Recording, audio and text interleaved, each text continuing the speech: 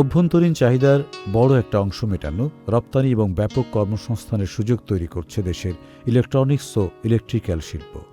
এই শিল্পের একটি ইতিবাচক দিক হল এখানে কর্মরত শ্রমিকদের উল্লেখযোগ্য সংখ্যক হল নারী।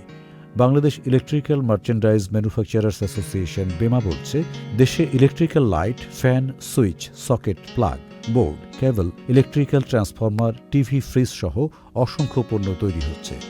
বর্তমানে দেশে ৭ শতাধিক ইলেকট্রিক্যাল এবং ইলেকট্রনিক কারখানা আছে।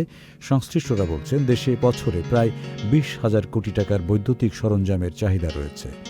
দেশের এই কারখানাগুলোতে কর্মরত আছে ৩ লক্ষাধিক শ্রমিক। সুখবর প্রতিদিন।